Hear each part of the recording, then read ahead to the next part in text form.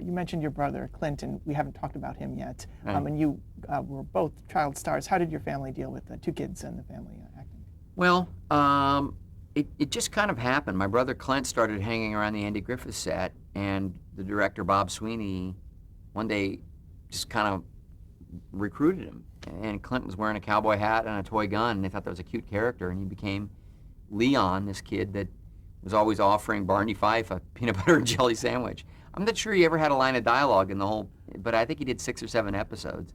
And pretty soon, he was cast in a few TV series. One was called Baileys of Balboa with Paul Ford, and then he did Gentle Ben for a few years. My dad was also a regular on Gentle Ben and wrote a number of those episodes. And you appeared on that show. Yeah, I think I did a couple of them, and that was fun. And then Clint later did the Cowboys TV series, and he was later we did a Gung Ho TV series. He's been in a few series, but mostly he's enjoyed in his adult life this kind of eclectic character actor's career that he's relished pretty much. And he's been in every single one of your movies? Oh, no, there are a lot of them he hasn't been in.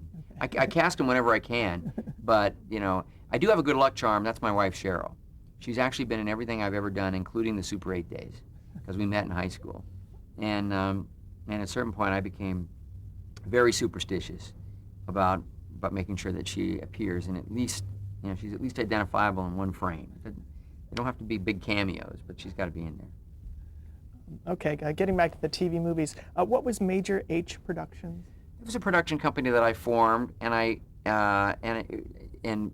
my dad was a sort of a principal in it as well, and I had this entertainment lawyer, Harry Sloan, who was the one who sort of taught me that you could go directly to the networks and develop ideas and make syndication deals and use the advances from syndication to offset the risk. And then there's another element to the business model that doesn't exist anymore, but if you could get an investment tax credit because of the risk that you were taking. So by guaranteeing the completion of a television movie to the network, you were taking on risk. And it was real risk. And I had one TV movie where I really didn't make a dime because I used up all my fees and all my back end and everything to try to finish the movie. What was the name of this agent? Did you say Harry that? Sloan. Okay. Harry Sloan. And it was a great model, and it was really edifying for me. And I took a lot of responsibility for my TV movies on a lot of levels, and it benefited me a great deal, as I went on into my feature film career, because I had fiscal responsibility, I understood the deal mechanisms, I knew how to talk to executives, and I also knew when to take a risk and when to say, okay, well, this is I'm now, this is worth it to me to ignore profitability and put the best scene on film that I possibly can. What is the significance to Major H, the title of the Just program? Howard, just H for Howard. Okay. And and I wanted to include my dad, and he was so inspiring to me in so many ways, and had been so supportive in so many ways that that's kind of how I honored him as well. And the second TV movie you did was Through the Magic Pyramid? Through the Magic Pyramid was also a bit of a family affair. My dad wrote it, co-wrote it, and it was his idea. By then, Brandon Tartikoff was running the television movie business, and Brandon and I had a good rapport. He liked the sound of this, and it was also all intended to be a kind of a backdoor pilot. Cotton Candy had actually become what they called a backdoor pilot, where they saw a TV movie they liked and they thought, maybe there's a series in that, let's develop some screenplays. Some episodes. And we did, and the show didn't go. And the same thing happened with Through the Magic Pyramid, which I think won an Emmy as one of the best, or was nominated for an Emmy as one of the best children's films of the year. But very ambitious little production, and I learned a lot doing it. Working with kids is tough. I realized that as well. But we had chariot battles and time travel, so there was a little science fiction element. And Were some of the, I read somewhere that they were actually from Ben-Hur. Is that true or no? I think some of the chariots were from Ben-Hur, and some of our props and things like that were from Cleopatra, and it was fun. It was absolutely done on a shoestring, and everybody in the family was pitching in every way. Cheryl had a background in accounting, and so she was like the production accountant on some of these movies, and they were really they were little low budget adventures. The next TV movie I did was much more ambitious, and it was Anson Williams' idea. Nancy Sackett wrote it, and it was also Anson's idea to get General Electric involved. Oh wait, no, it wasn't. Who sponsored it? Oh no, it wasn't General Electric. It might have been a Hallmark. I'm not sure. We got a big sponsor. I'm forgetting who. And that was prestigious for us. And he really he thought we could get Bette Davis to play this part of this flight instructor. And it's a story of an elderly flight instructor who kind of grudgingly agrees to teach a paraplegic girl to fly. And it was a wonderful script by Nancy Sackett, and it really was the piece of film that helped convince studios that I could direct features, I think. Wasn't it groundbreaking in a way to cast a actually handicapped person at the time? Yeah, it was a kind of a controversial idea, and I was really proud of the network for supporting it, because Susie Gilstrap was the little girl that we found to play the part, and she was disabled, is disabled, confined to a wheelchair, and she auditioned and won the role, and NBC agreed to go with the idea. And Bette Davis was pretty upset about it, because she didn't like the idea of having all these scenes with, an absolute neophyte. But, we went back and forth on the subject, and I prevailed. Did you meet her on the set, Bette Davis? I talked to her on the phone a little bit, and she kept calling me Mr. Howard, and I kept saying, "Please call me Ron." And she said, "No, I'll call you Mr. Howard until I decide whether I like you or not," and hung up the phone. But she was a little bit bothered about this casting, but came around to it. We had a good day of rehearsal. She kept calling me Mr. Howard, but it was all fine. And she was a little prickly. We started filming. She got along very well with Susie. Very kind to Susie, by the way, and accepting. And Susie did a great job. Howard Hessman was also in it, did a great job. Lisa Whelchel was in it. Lou Gulager, Marion Ross was in it. It was a great cast, because it was a good script. And but we started filming that first day, and Bette Davis was, she was a little hard on me. I went walking up to her. We were filming in Dallas, Texas, and it was really hot. It was August, and I decided to wear a jacket and a tie, because I thought, that's what the famous directors from the 40s did. And that's what Bette Davis would like or something. But it was, so first day of shooting, I'm there in a jacket and a tie, and it's 100 degrees by 8 o'clock in the morning. And she's in this mock-up, this little aerobatic plane, this Pitts, and I go walking up to her, and I explain what we're going to do, and it's on these bungee cords, and we're going to move the mock-up and make it seem like she's flying. I go moving up to her, and she turns around and goes, and she says, "Oh," loud enough for the crew to hear. "Oh, I was so startled. It's you. But, I saw this child walking toward me, and I thought, what in the world could this child possibly have to say to me?" And the crew laughed, and I laughed, and everybody laughed, and I popped a couple of Tums, and and went in and gave her the direction, and she was fine. Later on in the day, I gave her another direction, and she was kind of upset about it. And I said, well, please try it. And she said, okay, I'll try it. And she liked it. Very loudly said, you're right, it makes the scene much better. And by about 4 o'clock, I wrapped Miss Davis for the day. I said, Miss Davis, you can go home now. And she said, okay, Ron, see you tomorrow. And that was very significant that she called me Ron and not Mr. Howard. And she patted me on the ass. So that was the big icebreaker. You know, it was kind of 8 nervous-making, tense days, but it was. Do you think she was testing you, or you just think that's the way it was? Yeah. But she was very complimentary in the end, and she said something that meant a lot to me at the moment, and later I realized just how complimentary it was. She said, "You could be another Wyler." And I later found out that you know, she'd done a lot of her best work with William Wyler, great director. And then even later I found out that at one time she'd been in love with William Wyler, and I really, you know, had put him on a huge pedestal. So that was probably the greatest compliment she could pay to a new director, and it certainly gave me the confidence to be able to take on a project a few years later like Cocoon, that starred, you know, so many great talents, and feel that, you know, I'd know how to interact and gain their trust and be effective as a filmmaker. How did that experience compare? Another sense where you were working with legends.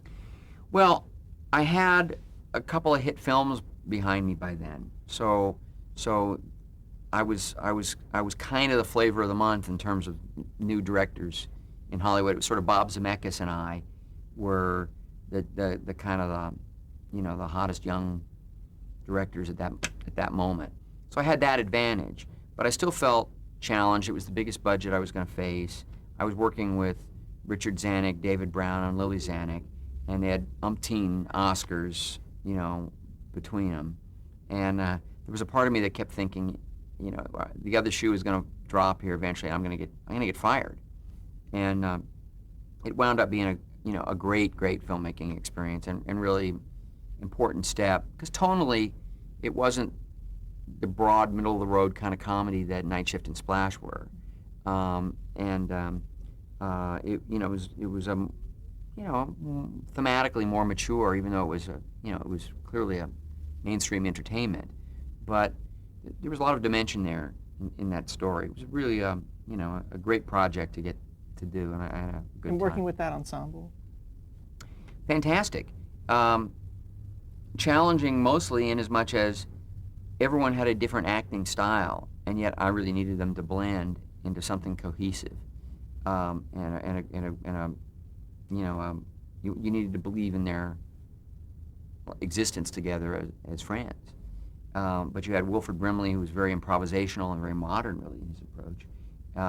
Jack Gilford, who was, you know, kind of more an old vaudevillian than anything else.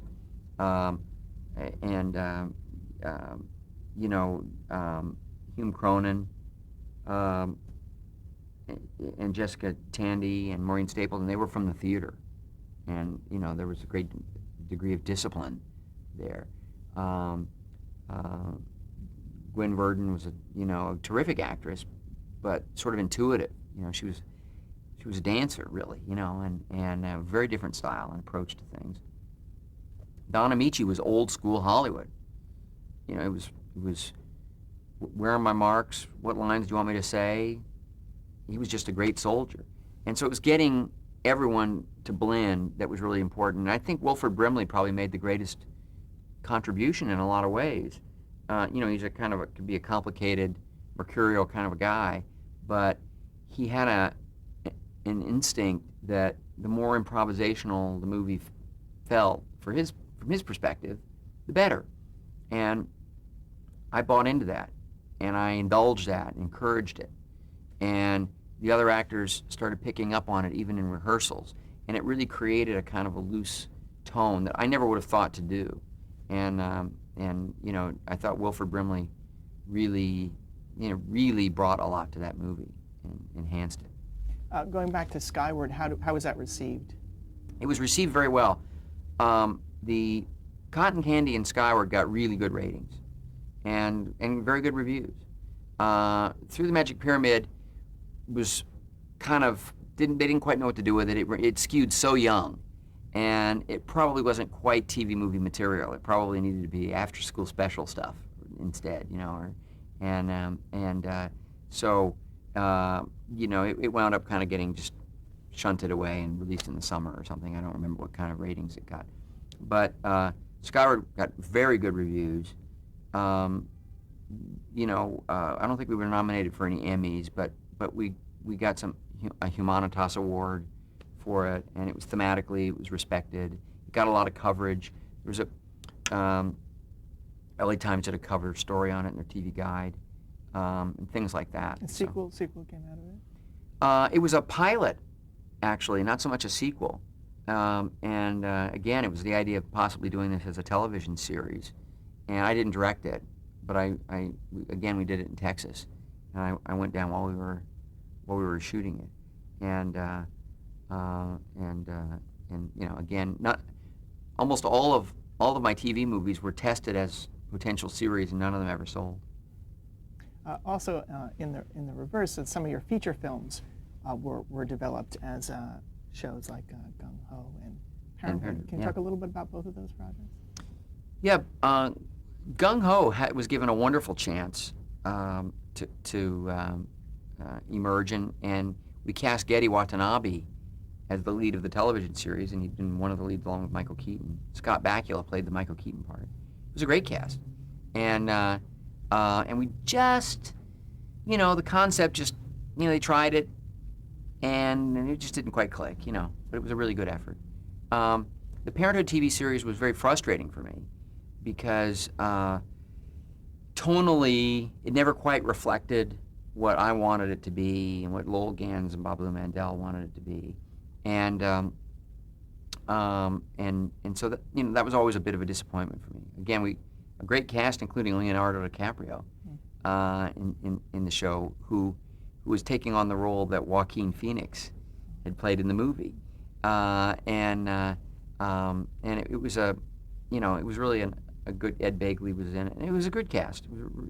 But tonally, I felt like it wasn't funny enough to me, and I was always pushing for broader comedy and bigger laughs. And did it get canceled, or did you? Got canceled. Okay. Yeah, got canceled. And how did you come to meet Brian Grazer? Brian and I met in Deanne Barclay's office. He was producing TV movies, and on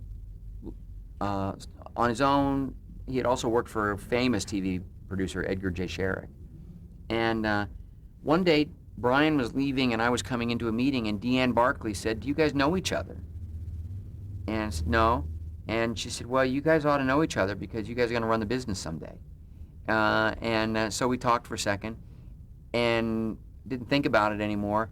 A couple of years later, Brian reintroduced himself, and we realized that we were both the two youngest guys on the Paramount lot with offices. He was there developing TV movies for Paramount, and secretly developing feature ideas, and I was on the lot still doing Happy Days, and running my TV production company out of the office that they were giving me, and we started talking, and he had ideas for movies, and one of them was about the Peppermint Twist Lounge, and we couldn't get that off the ground, but the next one was about these two guys running a prostitution ring out of the New York City morgue, and we called that Night Shift, and got Lowell Ganz and Babaloo Mandel, who from Happy Days, to come in and write it. And they wrote a great script, and it was their script that really propelled us into production at the Ladd Company. And I'd had a lot of credibility through the TV movies and the Roger Corman movie, but I couldn't quite break through into the studio feature world. And the scripts that I was being offered were sort of these 70s gonzo, drug-running comedies, and, sort of Cheech and Chong ripoffs and stuff like that. And that's, I didn't really want to push myself too much in that direction. But I definitely wanted to get into features. And Brian likewise had not been able to produce a feature yet, but I could see instantly that he understood the system, and as he did and does, brilliantly. And we really hit it off. We're sort of different in a lot of ways, but like-minded in surprising ways, I think, in terms of our ambition, the kinds of movies we like and we want to make and be a part of, and our desire to make movies that can be memorable and reach an audience. It's just similar aesthetic, I suppose. How do you complement each other in a business sense? Well, Brian is a remarkable businessman with a deep understanding of the creative side of things, and a creative. And there's a big creative aspect, of himself. He's written a lot of good ideas that turn into movies. His hobby is, he doesn't show it with anybody, but he's an artist. He loves music.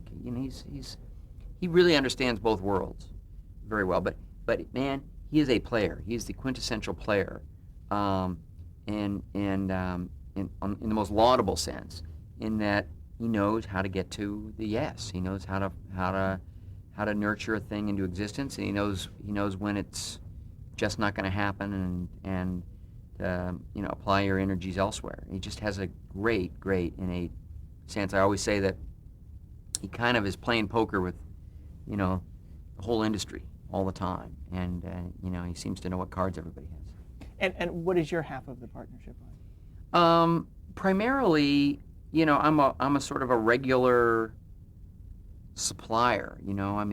I make movies for Imagine. I utilize the resources of the company to try to, every 18 months, supply a movie that our company is going to be proud of.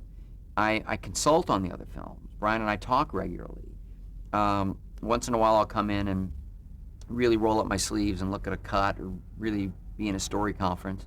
But I don't go to the sets on the other movies or take charge of our other films at all. Mainly, it's almost more like a merger. I'm making as many films as I can. I'm helping where I can, but I try to be as self-sufficient as possible also. And Brian is really day to day running a company that tries to make a few movies a year and do films that studios are going to be glad they produced and audiences are going to be glad they went to see. For the purposes of this interview, we won't get into too many of the films, but I want to mention a few names and have you talk about working with them. Okay. Firstly, Tom Hanks, who you've worked with a few times. Can you talk about working with him? Yeah, I first met Tom Hanks because he was doing Bosom Buddies on the Paramount lot, and I had left the show, but he was a pretty good athlete, and is. And our Happy Days softball team needed an extra player at some point for a trip to Portland, Oregon, where we were playing. And Tom Hanks went along, and I remember sitting on the bus next to Tom and talking to him and meeting him there. But my assistant, Louisa Vellis, who I had also met at Paramount, she was working in the publicity department at the time, became my assistant, and she's been my assistant all these years. When we were doing Splash, she was the one that kept recommending Tom Hanks and saying, he'd be great in it. I love Bosom Buddies. It just got canceled. He had also done a guest shot on Happy Days. And when Louisa mentioned Tom Hanks, Lowell and Babalu said, yeah, oh man, he was great in this episode that we did of Happy Days, which I hadn't seen. But, Tom came in and won the role. So you were, in a way, taking a chance on casting him? Not commercially, yes. Creatively, not at all, because he came in and auditioned, and I could see that he just completely understood this character, the tone of the comedy that we were trying to do. He was a great fit. And I really appreciated that Disney Studios, in their first Touchstone production, was willing to commit to, a non-movie star in the lead. One of the recent actors you've been associated with is Russell Crowe. Can you talk a little bit about working with him? Yeah, Russell is a tremendous artist, as is Tom Hanks. I've been blessed to work with a number of real geniuses, and Russell has this mercurial quality. He's he can be moody and all those things, but he's got a great work ethic and wonderful taste, and he and I share a similar ambition for excellence, basically, and a sensibility too. We tend to agree. We tend to see the same destination creatively, and the same possibilities in the material that we've worked on together. And he's remarkably detailed. He blends a really masculine kind of energy with honest, unsentimental humanity. And this is kind of who Russell is innately, and it's a quality that he kind of finds in scenes that you sometimes wouldn't identify. I think it's one of the reasons that his characterizations are so textured and so engrossing, because he really finds the humanity in what he's doing. So it's a big collaboration when you work with him? Yeah, it's a collaboration in as much as there's a lot of trust, mutual trust. He doesn't tell me where to put the camera, and I try not to micromanage him. But he does take direction and sort of yearns for it in a way. And there's always a great creative dialogue. But I when I'm working with somebody of that caliber, I really try to create an environment where it becomes as much a collaboration as possible. I may go all the way back to the Andy Griffith Show, where there was a kind of an openness, and everyone, including a little kid on the set, could raise their hand if they thought they saw a problem in the script, and it was safe. So I try to create that feeling of safety with the lead actors that I'm working with. And one other name from your movie days, acting days, is you worked with John Wayne on his last movie. Can you talk about working with him? Yeah, John Wayne, that was a fascinating experience because he and Don Siegel, the director, were not getting along very well. And I then knew I wanted to direct, and I was only a year or so away from, in fact, directing my first film. But I got along really well with both men, and and they kind of confided in me and their frustration at the working relationship that each was having with the other. It was very insightful, very useful to me. The thing that I always say to John Wayne fans is, and I say with all honesty, is that any fan who would meet him would not be disappointed. He lived his life with a kind of a certainty, but an integrity and great work ethic, and really was there to serve the audience in a lot of ways, but was trying to get at a sort of honest truth that I think he really kind of developed that in his working with John Ford. But when in doubt, go with the simple, reserved truth and trust the audience. He was always talking about respecting the audience. Okay, we're at the end of our tape here, so we'll stop. Okay.